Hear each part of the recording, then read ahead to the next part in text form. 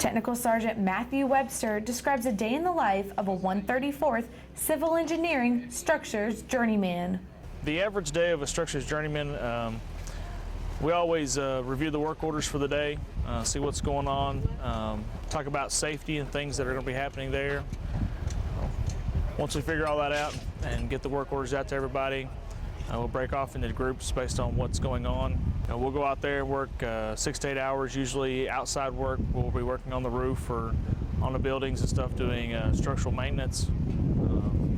Or we'll be doing construction jobs. We're actually building buildings or working on the runways, things along that line. Now we're working at the U.S. Coast Guard Academy. We're building a spec building that's a CMU block.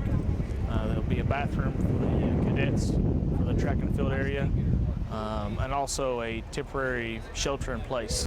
So on this site specifically, a structures journeyman will be doing masonry work.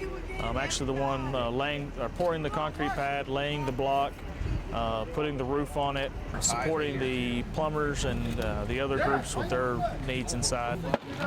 So the way we're making this building is we'll be doing a slug wall, which means that we'll be filling every one of these holes completely filled up with concrete when we get to the end. So to go along with that, we tie rebar into the slab with epoxy.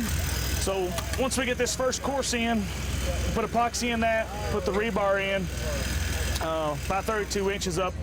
That way we can set the next course on top of it and keep going. Okay. The best part of the job for me is to get in and get outside and work with my hands, do stuff.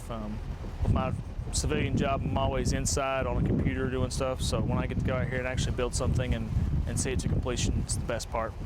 Reporting from New London, Connecticut, I'm Airman Darby Arnold.